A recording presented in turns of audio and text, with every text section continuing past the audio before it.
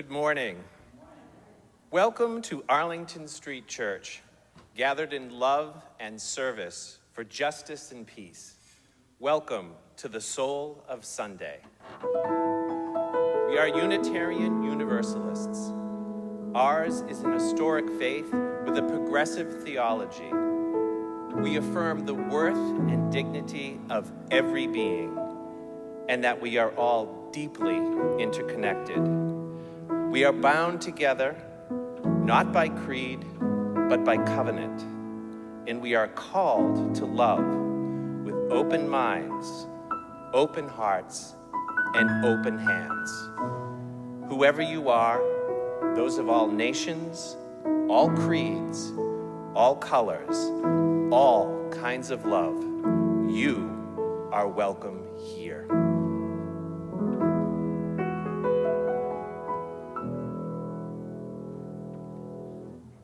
This morning, Denise Desautel is going to share a bit of her experiences as an athlete who came of age during the early Title IX years. Title IX is the federal law that became effective 50 years ago this month on June 23rd, 1972, that prohibits sex-based discrimination in any school or any other educational program that receives funding from the federal government. By way of introduction, Denise often joins Sunday services here at Arlington Street Church with her friend, Patrice Keegan. She is a lifelong resident of the greater Boston area and has enjoyed sports pretty much from the entire time she could walk. In addition to playing for 7 years for the United States women's national field hockey team, Denise was a member of the 1980 United States Olympic women field hockey team. Denise.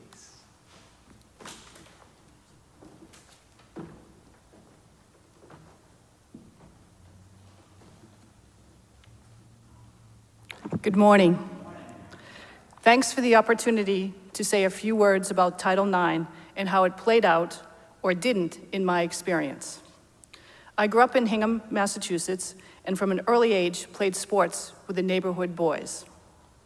My father was a BU alum, and for years he took me to BU football games and ice hockey games. When I wasn't at a live game on Saturday afternoon, Wide World of Sports was must-see TV, and I'm sure many of you will remember that show. Hingham schools had a strong sports program for boys and girls, making them the exception to the rule. When I was in high school, about 7% of girls participated in varsity sports. Today, that's closer to 45%.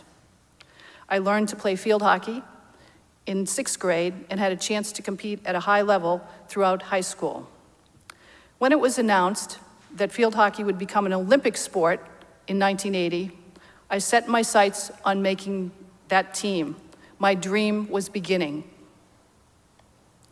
At that time, 7% of college women played varsity sports. Today, almost half, or 50% of NCAA athletes are women. Even with the passage of Title IX, in many years, it really hasn't taken all that much effect.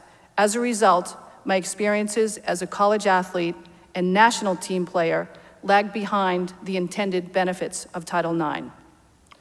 Starting with the fact that in those days, there was virtually no athletic scholarship at all in any sport. Today, there are over 74,000 sports scholarships for women. At Springfield College, I participated in varsity field hockey and softball, and there were many disparities between our program and the men's teams. For example, although our women's teams were coached by some of the best coaches in the country, our assistant coaches were unpaid graduate students. The men typically had 2 or 3 paid assistant coaches. When it came time to equipment, the men were given good quality equipment and allowed to compete comfortably and safely. The women often had to pay out of pocket for essential gear, like proper footwear needed to play safely on the artificial turf. When the teams traveled, the men rode in comfortable buses and had hot meals. We, on the other hand, traveled in vans and had box lunches. And the list goes on and on and on. When I was a sophomore, I was selected to play for the U.S. national field hockey team, which I did for 7 years. Even though field hockey was going to be an Olympic sport in 1980, the United States Olympic Committee reserved most of its financial support for teams that were expected to medal or be highly visible on TV. That meant gymnastics, yes, field hockey, no. Every summer, we trained at the Olympic Training Center in Colorado Springs for 3 weeks. Then our team headed to Europe because that's where the strongest women's field hockey teams in the world competed. Our training in Europe was not funded by the U.S. Olympic Committee, but was funded by the tiny, tiny U.S. Field Hockey Associations, the players themselves, and their families. In 1979, 32 countries squared off at the Women's Field Hockey World Cup. The U.S. came in third, landing one of only 8 eligible spots in the 1980 Olympics. And please allow me for a moment.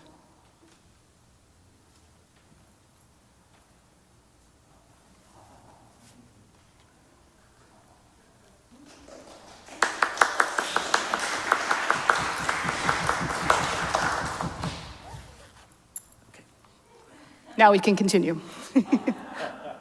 Then, after all that, the United States and most of the world ended up boycotting the Moscow Games because of the Soviets invading Afghanistan. But that's a story for another day.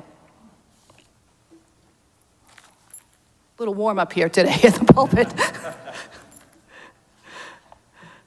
During the time of celebrating 50 years of Title IX, much has been written about the significant benefits to women and girls who played sports. This includes massively, massively greater academic opportunities and successes, increased employment opportunities, and reduced health risks for heart disease, osteoporosis, and breast cancer. But despite all these major advances, disparities still exist. Even today, with 3 million more high school sports opportunities for girls, they still miss out on multiple opportunities. School budgets for female athletes are still lower, and the actual increased dollars for athletic scholarships, the actual dollars associated with scholarships for women, is significantly lower for men. Participation for female athletes who are Black, Indigenous, and people of color is half the rate for white women. And the list goes on and on again. As the old Virginia Slims commercial says, we've come a long way, baby, but it's the marathon, not the sprint. We still have miles to go to achieve true equality for women and girls in sports.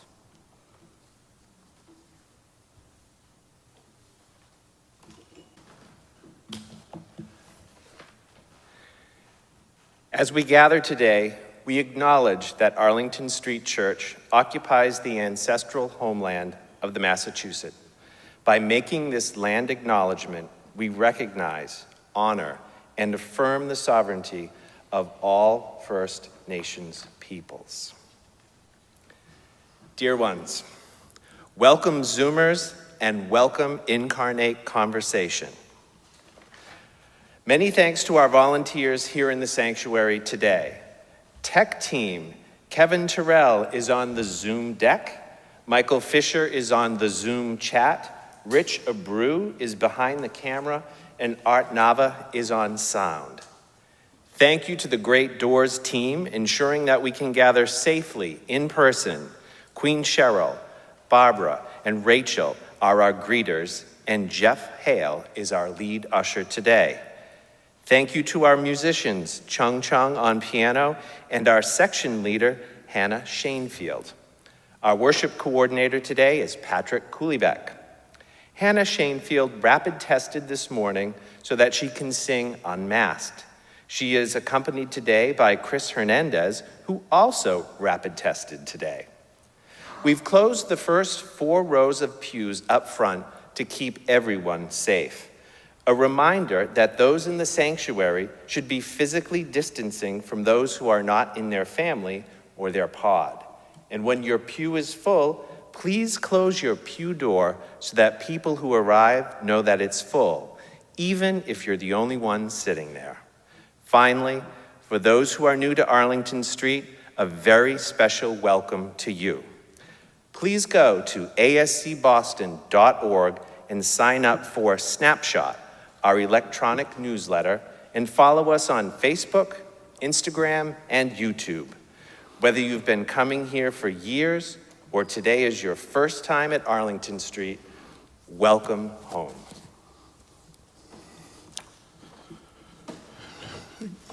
Good morning, everyone.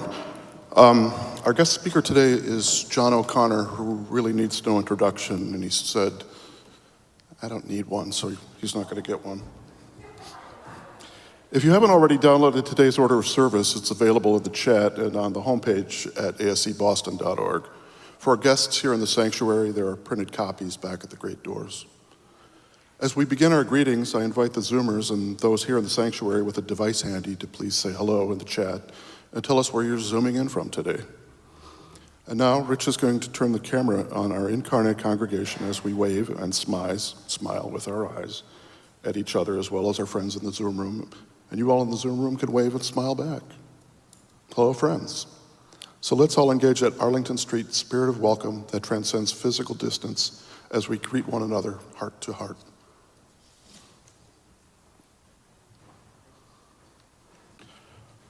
Whether you're here in the Zoom room, whether you're in the Zoom room or here in the sanctuary this morning, please rise as you are willing and able and join in singing hymn number 298 in the gray hymnal. The words are also in the chant. Wake now, my senses.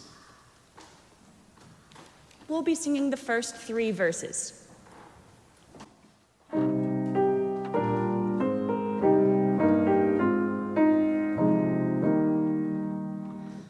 Wake now, my senses, and hear the earth call. Feel the deep power of being in all. Keep with the web of creation your vow, giving, receiving, as love shows us how. Wake now, my reason, reach out to the new. Join with each pilgrim who quests for the true. Honor the beauty of wisdom of time, praying and striving, the raise the sublime. Wake now, compassion, give heed to the cry. Voices of suffering fill the white sky. Take as your neighbor both stranger and friend, praying and striving, the hardship to end.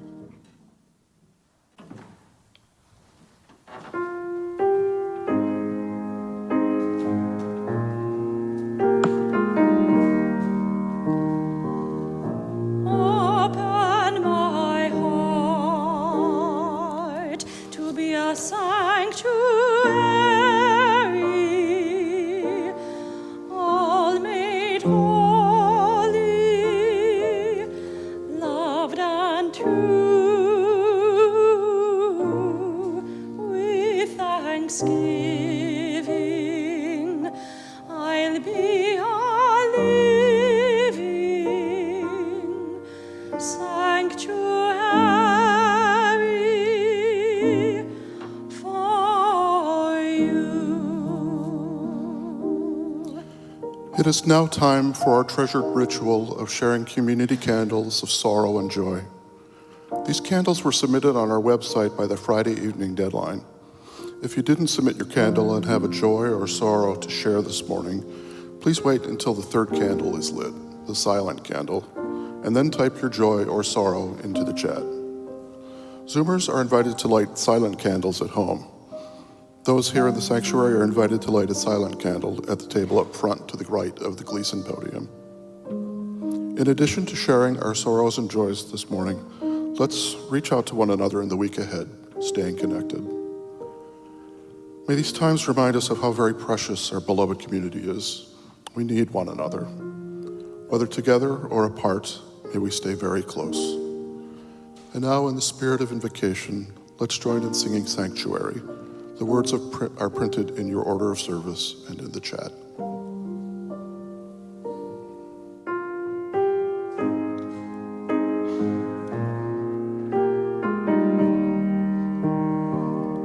Open my heart to be a sanctuary,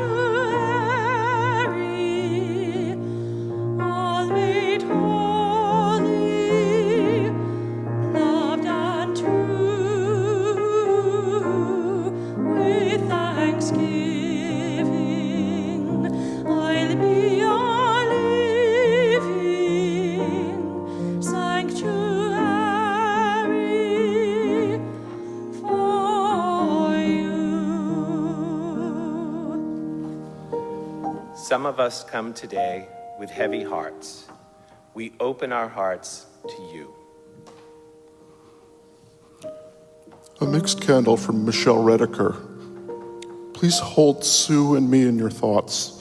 We traveled to Portland, Oregon last Thursday for the UUA General Assembly. On Tuesday, before GA began, I tested positive for COVID. We're quarantined in our hotel room, and the inevitable has happened. We both have it now. We're hanging in there, but would really much rather be at home with our doodle Buster, although he's probably quite enjoying his stay with his besties. Keep your fingers crossed that we can travel home soon. Our final candle of sorrow is a spoken candle from Eve Loria.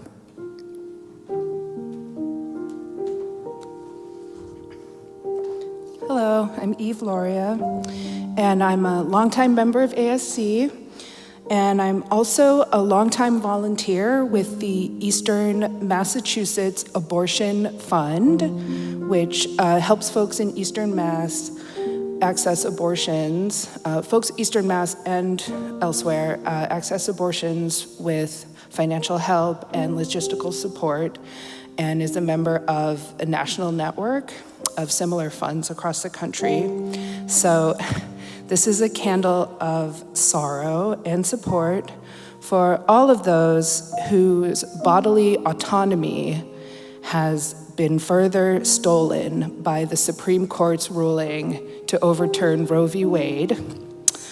And for everyone who is terrified and traumatized by this decision, we are with you, we love you, and we are you, and we will work for everyone's right to control their own bodies and their own futures.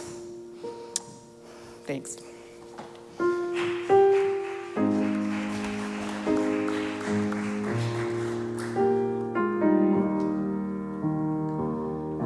Open my heart to be a sanctuary, all made holy, loved and true, with thanksgiving. I'll be a living sanctuary for you. Some of us come today in joy. We share your joy. We have one candle of joy, a candle of remembrance from Darrell Waters. Tomorrow, June 27th, we celebrate the 150th anniversary of the birth of African-American writer Paul Laurence Dunbar. Dunbar was the son of formerly enslaved parents, and his father Joshua even escaped from slavery in Kentucky and returned from freedom in Canada to serve in the 54th Massachusetts Regiment during the Civil War. Dunbar became one of the first African-American writers in this country to become commercially successful, drawing creatively on vernacular speech, oral tradition, and classical English sources. He paved the way for the innovations of the Harlem Renaissance and is still relevant today. Along with William Shakespeare, Maya Angelou cited Dunbar as one of her most important literary influences, even taking the title of her seminal autobiography, I Know Why the Caged Bird Sings, from a line in Dunbar's poem, Sympathy. We remember you today, Paul Laurence Dunbar.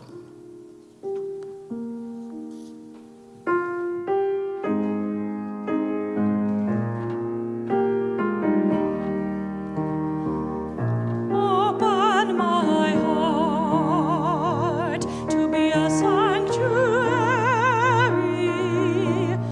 all made holy, loved and true.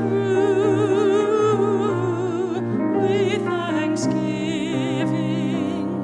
I'll be a living sanctuary for you. Open my heart to be a sanctuary, all made holy, loved and true. With thanksgiving, I'll be a living sanctuary for you.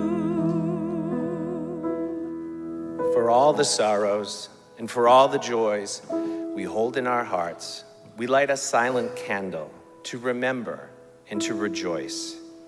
May the peace of this sanctuary enter into our hearts as we share a quiet moment together, breathing our prayers for ourselves, for one another, for our country, and for the world.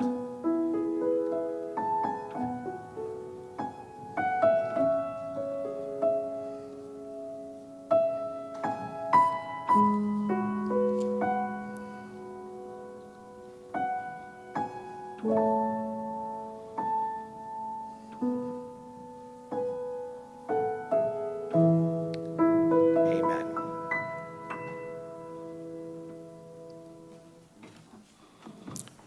Let's join now in saying together the affirmation and covenant of this beloved spiritual community. The words are printed in your order of service and in the chat. Love is the spirit of this congregation, and service is our gift. This is our great covenant, to dwell together in peace, to speak our truths in love, and to help one another. El amor es el espíritu de nuestra congregación, y el servicio es nuestro regalo. Esto es a lo que nos comprometemos, con vivir en paz, hablar nuestras verdades con amor, y ayudarnos los unos a los otros.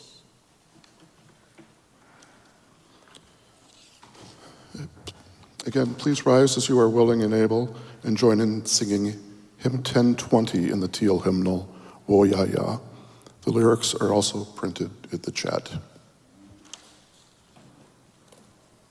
We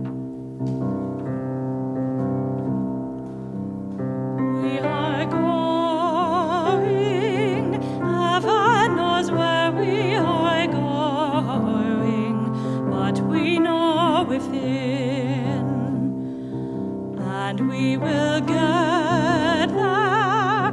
Heaven knows how we will get there, but we know we will. It will be hard, we know, and the road will be muddy and rough, but we'll get there. Heaven knows how we will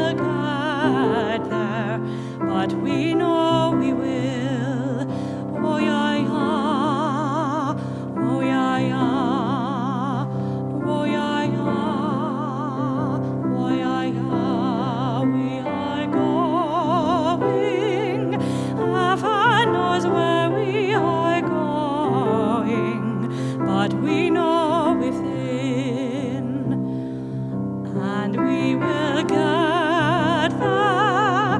Heaven knows how we will get there, but we know we will.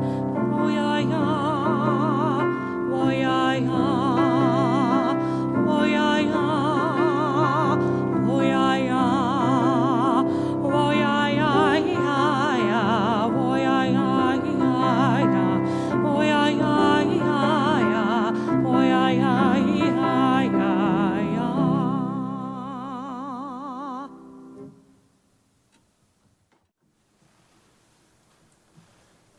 We knew it was coming. We saw the handwriting on the wall. For as yet unknown reasons, someone at the Supreme Court leaked a draft opinion making it crystal clear that a conservative supermajority of the Supreme Court was poised to overturn Roe v. Wade. We knew it was coming. The opinion reads, Dobbs, State Health Officer of the Mississippi Department of Health et al. Versus Jackson's Women's Health Organization et al. Argued December 1, 2021. Decided June 24th, 2022. Held, quote, the Constitution does not confer a right to abortion. Roe and Casey are overruled, and the authority to regulate abortion is returned to the people and their elective representatives, end quote. For the first time in modern history, the Supreme Court has stripped millions of Americans and their families of a constitutional right we have enjoyed for over 50 years, a right which had been reconsidered and reaffirmed by the court on several previous occasions. Not since the dismantling of Reconstruction after the Civil War, when the court adopted the shameful doctrine of separate but equal that relegated the formerly enslaved and their descendants to a form of permanent second-class citizenship, have we witnessed such an abrogation of rights. Acknowledging the import of the decision, Chief Justice John Roberts, who joined the majority opinion, conceded that the decision to overrule Roe and Casey is, quote, a serious jolt to the legal system, end quote. Well, what Roberts characterizes as a jolt to the legal system is for others an unfathomable loss of control over their bodies, their families, their careers, and even their lives. Having stripped away the constitutional right to an abortion, the court has ruled that state legislatures, not the person who is pregnant, will now determine whether to continue a pregnancy. 9 states have already banned abortion. By the fall, we can expect approximately half of all the states to have banned outright or severely restricted access to abortion. Wow.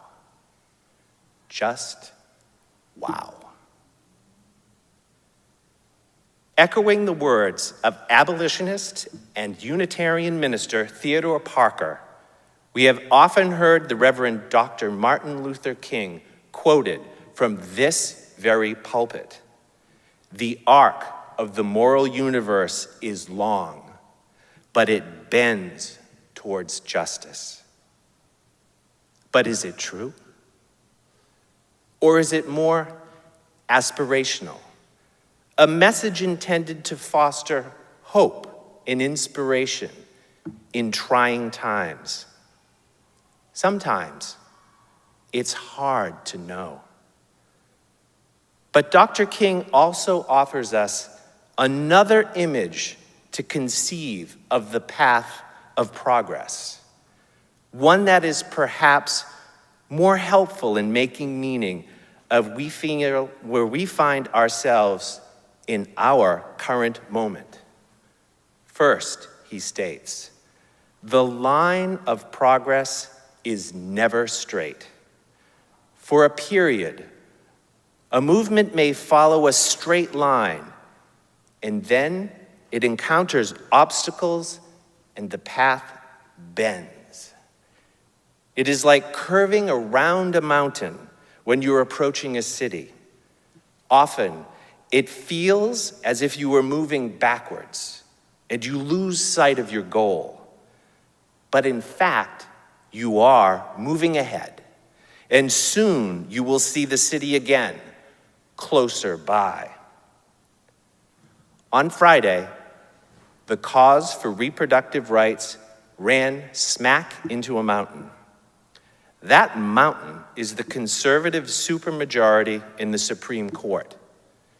For the foreseeable future, there is no way over that mountain. There is no straight way through that mountain.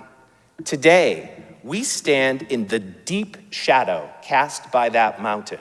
The sun is blocked. The way forward is unclear. Additionally disturbing and alarming is that in this new dystopian state, that mountain is on the move. Writing in his concurring opinion, Justice Clarence Thomas states that he would apply the same rationale the court used to overturn Roe and Casey to other privacy rights, such as contraception, same-sex marriage, and same-sex consensual relations, quote, at the earliest opportunity, end quote. As a people of faith, grounded in the principles of liberation, equality, and social justice, what are we to do? In which direction lies the path forward, around the mountain, towards the shining city in which the rights of individuals are preserved rather than trampled down by a radical minority in our social body? What happens if the national legislative and executive branches swing to the right in coming elections?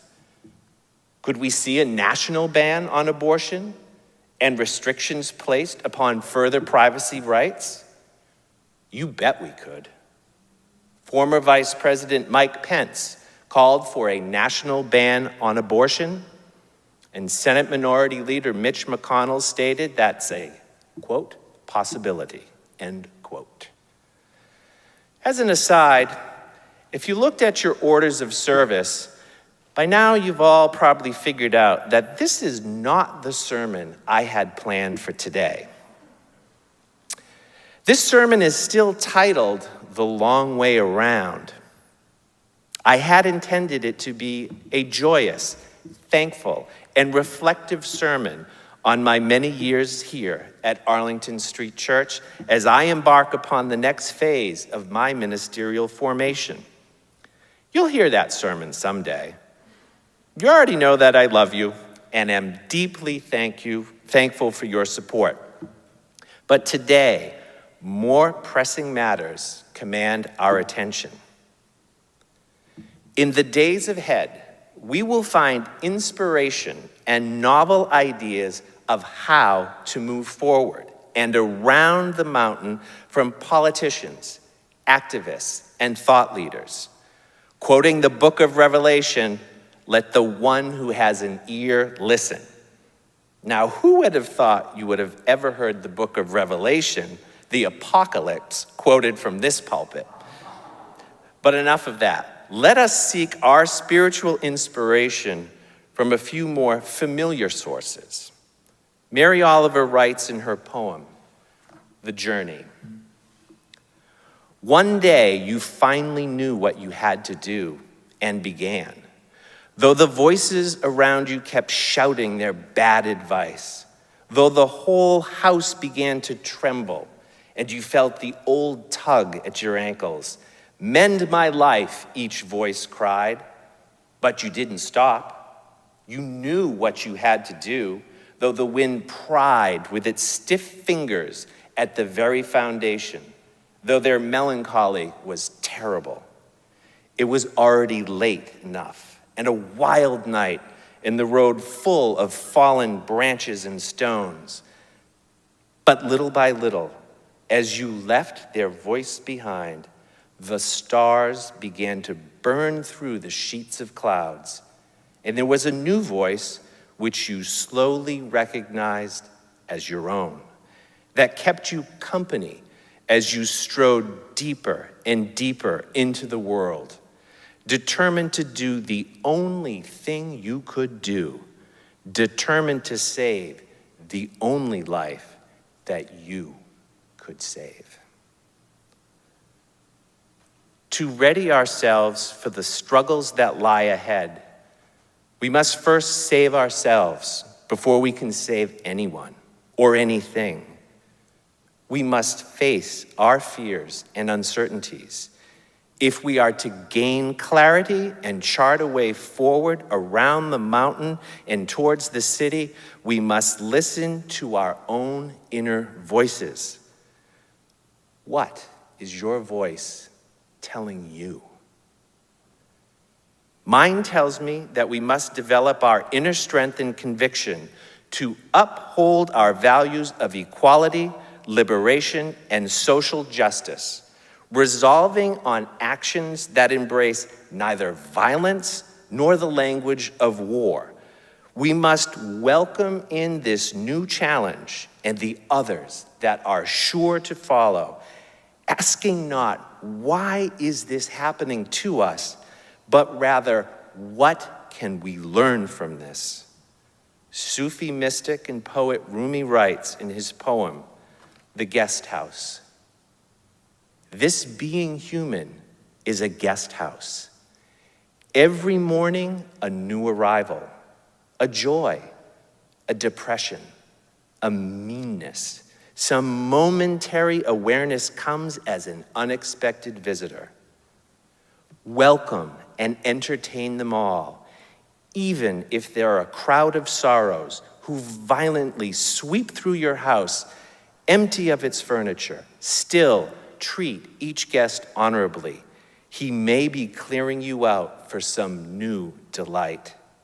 The dark thought, the shame, the malice, meet them at the door laughing and invite them in. Be grateful for whoever comes, because each has been sent as a guide from beyond." But how and why should we meet the violent crowd of sorrows, the dark thoughts, and the shame at the door and invite them in? Wouldn't it be better to fight them off, bar the door, shut the windows, and deny them entry? Well, the truth is, we can't. They're already here, inside. Just as the violent crowd of sorrows, the dark thoughts, and the shame are already inside of us, inside of our personal houses, so too they are already inside our collective home, our body politic, our United States.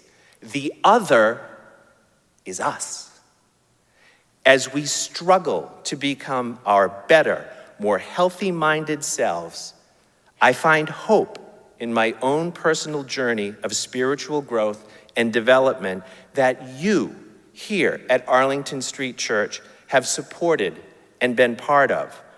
Who would have thought that after 40 years of smoking and drinking that I could give it all up? You did. Who would have thought that age 55 I would enroll at Harvard Divinity School and get a master's in divinity? You did. Who would have thought that I would spend the summer as an intern, chaplain, tending to the sick and the dying? You did. Who would have thought I would become a minister? You did. You sponsored me. So who thinks we at Arlington Street Church will be part of the struggle to protect and regain the constitutional right to a woman's right to choose? We do. Let me hear you say it. We do. Who thinks we will be part of the struggle to protect same-sex marriage? We do. Let me hear you say it. We do. Let us not forget that we have been here before. Arlington Street Church stood on the front lines in the struggle for a woman's right to choose. Arlington Street Church stood on the front lines in the struggle for marriage equality, and we will do so again. Who says? We do. That's right. We do. God, grant us the serenity to accept the things we cannot change, the courage to change the things we can, and the wisdom to know the difference. My friends, make no mistake about it. There is dis-ease in our house. The wind, with its stiff fingers, is prying at the very foundations of our house. Our house has begun to tremble, yet it will not fall. Though we stand in the cold shadow of a towering mountain, though the path to the city be blocked, though it seems we are moving backward, we will find a way. Together, in community, we will find a way around towards the city where our values of equality, liberty, and social justice shine.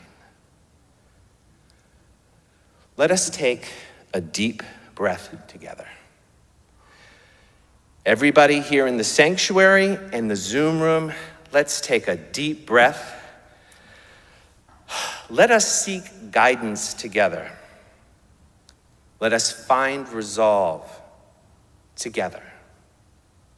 And together, let us find peace and a sense of wonder in the Summer Day by Mary Oliver.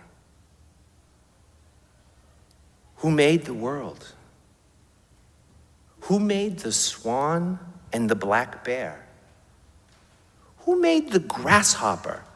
This grasshopper, I mean. The one who has flung herself out of the grass.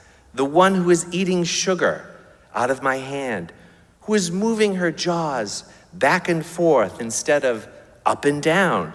Who is gazing around with her enormous, complicated eyes. Now she lifts her pale forearms and thoroughly washes her face. Now she snaps her wings open and floats away. I don't know exactly what a prayer is. I do know how to pay attention, how to fall down into the grass, how to kneel down in the grass, how to be idle and blessed, how to stroll through the fields, which is what I've been doing all day. Tell me, what else should I have done? Doesn't everything die at last? And too soon? Tell me, what is it you plan to do with your one wild and precious life? Amen.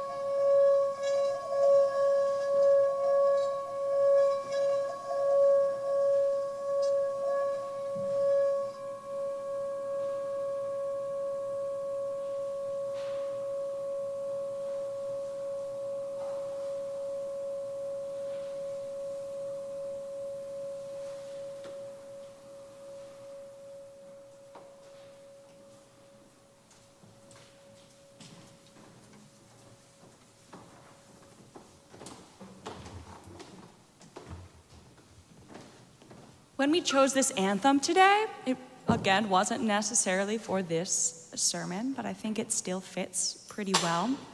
It's a song about the desperate and sometimes futile search for purpose and reason. I think it's still quite relatable if we're trying to understand why that can be frustrating and angering and depressing. But I think what we can try to take from this song today is that the more we move forward and don't question why, but think about what's next and how we can make what's next better, the closer we'll all be to fine.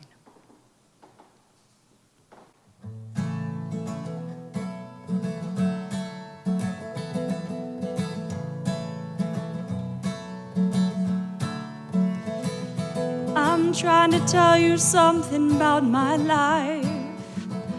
Maybe give me insight between black and white. And the best thing you've ever done for me is to help me take my life less seriously. It's only life after all. Well, darkness has a hunger that's insatiable, and lightness has a call that's hard to hear. I wrap my fear around me like a blanket. I sailed my ship of safety till I sank it. I'm crawling on your shore. I went to the doctor, I went to the mountains, I looked to the children, I drank from the fountains. There's more than one answer to these questions, pointing me in a crooked line. The less I seek my source for some definitive, the closer I am to find, yeah. Closer I am to find, yeah. I went to see the doctor of philosophy, with a poster of Rasputin and a beard down to his knee. He never did marry or see a B-grade movie. He graded my performance. He said he could see through me. I spent 4 years prostrate to the higher mind. Got my paper and I was free. I went to the doctor, I went to the mountains, I looked to the children, I drank from the fountains. There's more than one answer to these questions, pointing me in a crooked line. And the less I seek my source for some definitive, the closer I am to find, yeah. Closer I am to find, yeah.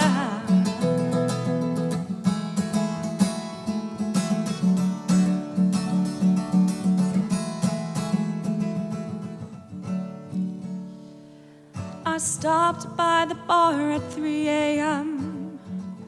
to seek solace in a bottle or possibly a friend.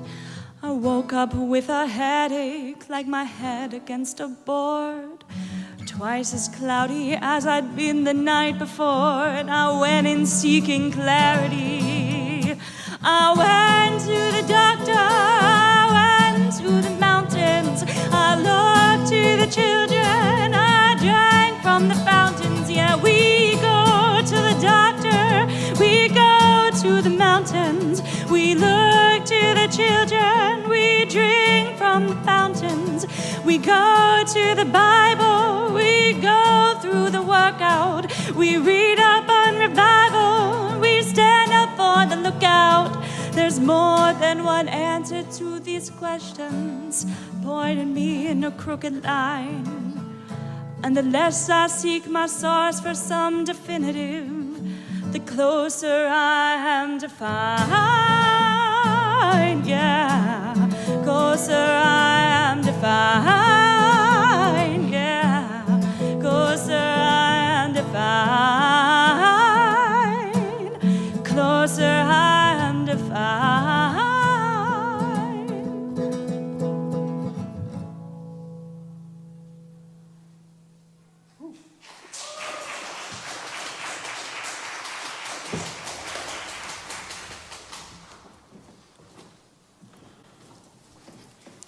Thank you, Hannah. Arlington Street Church is entirely self-sustaining. It's up to us. And our generosity continues to be astounding. Thank you for your commitment to our staff, our building, and our beloved spiritual community. Last week, I had the opportunity at this time to speak about the generosity of fathers. This week, I'll be addressing my unfolding journey of finding generosity as a youth soccer coach. From 2005 through 2018, I was involved with Somerville Soccer as a coach and administrator, and 8 of those years were as one of the coaches for Somerville's premier girls teams at the U9 through U14 levels. Title IX has given the players I had worked with for years the opportunity to play and succeed at the next level. It was sheer delight watching Somerville's varsity high school team during the one season where I had previously coached every last player on the team at one point or another. A select few have gone on to play at the college level, and I'm certain most, if not all, would have had this opportunity if Title IX had not been enacted 50 years ago. After a couple of seasons, I realized it wasn't just coaching a team, but more of a congregation that also included parents, siblings, family, friends, and pets. And like every congregation, there was also a certain amount of generosity that was involved. There's a generosity of time, schlepping bags of equipment to practices once, then twice a week, plus the games on Saturday, often nearby, but occasionally involving driving to far-flung places as Draycott and Tewksbury. Then there's the generosity of material gifts, the halftime snacks of oranges, post-game ice cream, the postseason pizza parties, and most importantly, coolers of Gatorade after those June games on days like today on an artificial turf field. This generosity also worked in the opposite direction in ways temporal, the iced coffee before those early morning games that Molly Donovan handed to me over the 10 years that coached her daughter Annie, and more permanent, an autographed photo of my 2014 team that hangs next to my workspace at home. Finally, there's also a generosity of money. As your players advance to the high school level, rest assured they will ask you to contribute to various team fundraising efforts. And you do, because you realize that not only were your players part of your congregation, but you were always a part of theirs as well. Please take a moment now to join me in giving to our beloved spiritual community and filling our virtual collection plate. You can mail a check to the church or use the envelopes in the pews, which can be handed to me or any of our ushers after the service. You can give online by scanning the QR code in the order of service or by going to ascboston.org. Or you can also text your gift to the church by sending a message with the word GIVE, G-I-V-E, to 617-300-0509. Each Sunday, we share our collection plate with a partner in our mission of love, service, justice, and peace. This summer, as always, we're directing our gifts to the Emergency Response Fund. Over the years, we've used this money to support survivors of local emergencies and to help in rescue and rebuilding efforts following natural and unnatural disasters nationally and around the world, in Greater Boston, as well as New Orleans, Houston, Puerto Rico, Indonesia, Sri Lanka, India, Nepal, Thailand, Haiti, the Philippines, Afghanistan, and most recently in the Ukraine. Thank you for your generosity.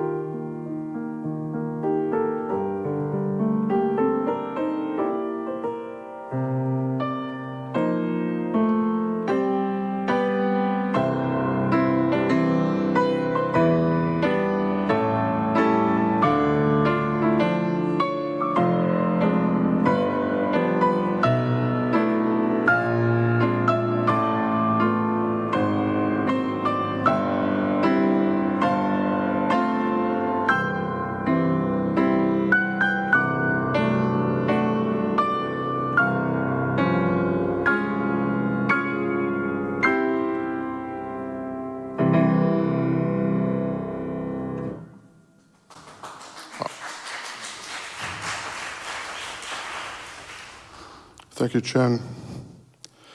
As always, the Zoom room at Arlington Street Church is humming all summer. There are weekly gatherings in the Zoom room for loving kindness, meditation, poetry, yoga, and writing.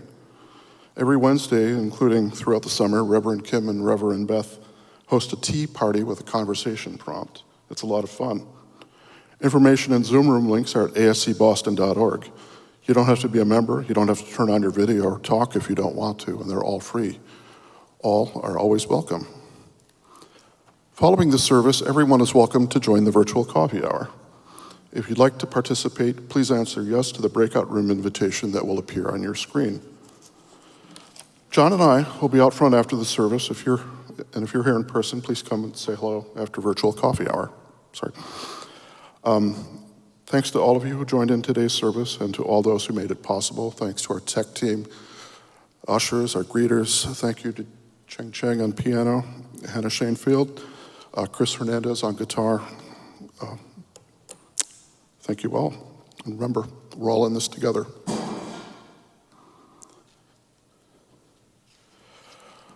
One last time, if you're here in the Zoom room or here in the sanctuary, please rise as you are willing and able and join in singing Life Calls Us On. The words are printed in your order of service and in the chat.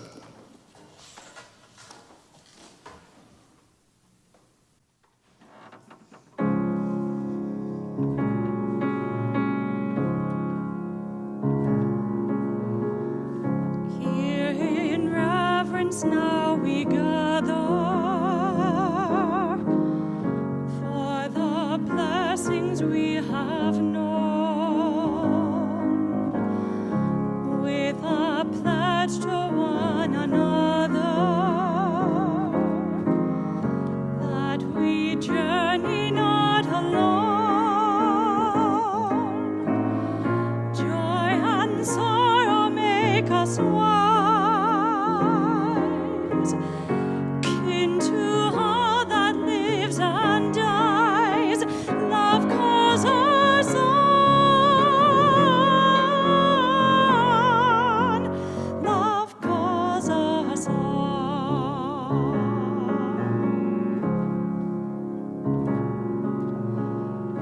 Words of deeds of those before us, waken here to keep us strong.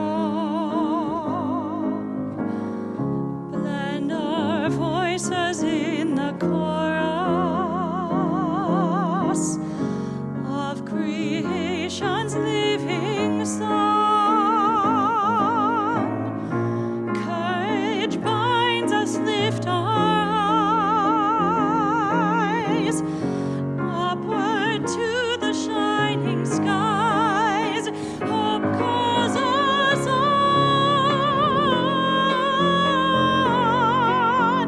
Hope calls us on.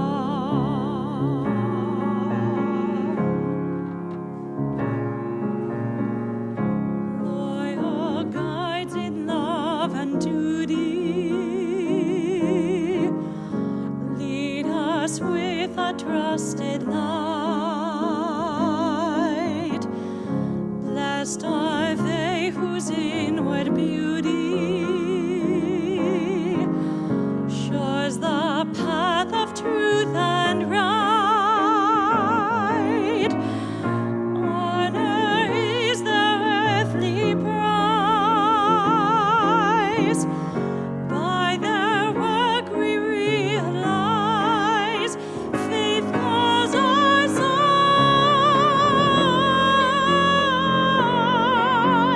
Faith calls us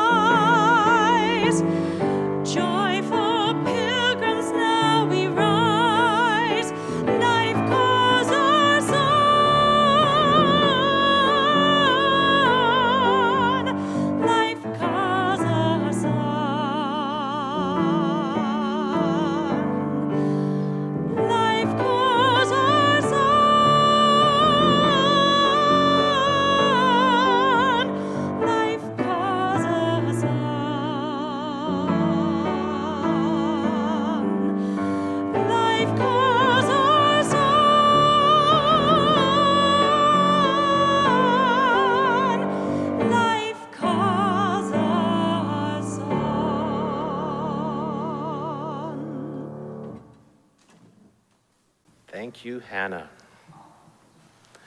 Before our benediction, I invite those of you in the Zoom room to please reach out your hands and touch the sides of your square.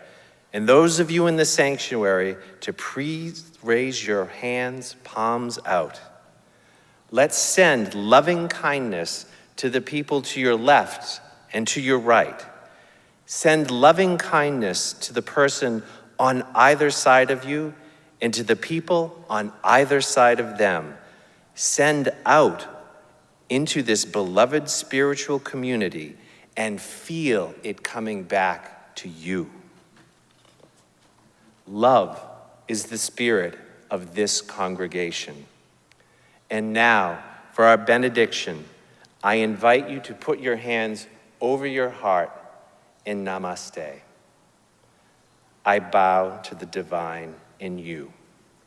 Let us keep this faith, beloveds, and pass it on. Our benediction this morning, like the sermon, changed. This morning it is from Kalidasa, Salutation to the Dawn. Look to this day, for it is life, the very life of life. In its brief course lie all the verities and realities of your existence, the bliss of growth, the glory of action, the splendor of beauty. For yesterday is but a dream, and tomorrow only a vision. But today, well lived, makes every yesterday a dream of happiness, and every tomorrow a vision of hope. Look well, therefore, to this day. Amen.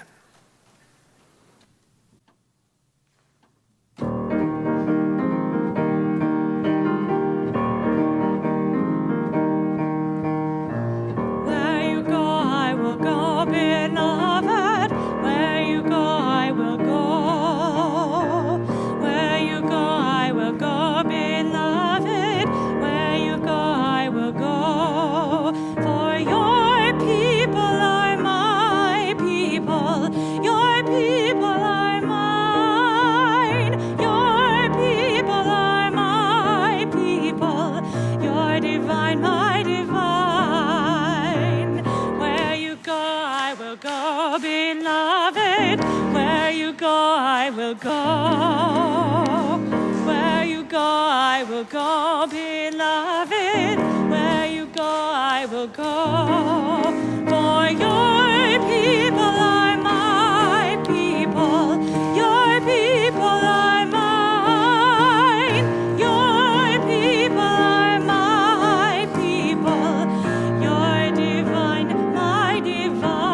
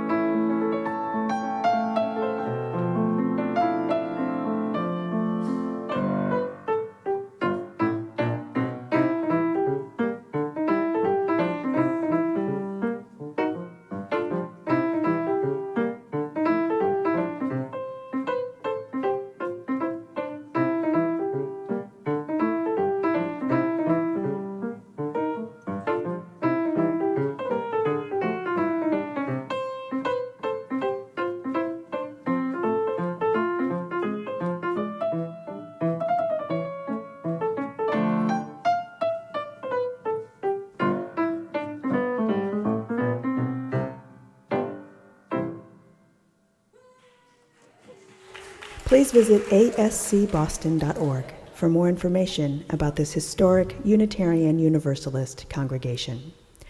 Arlington Street Church, gathered in love and service for justice and peace.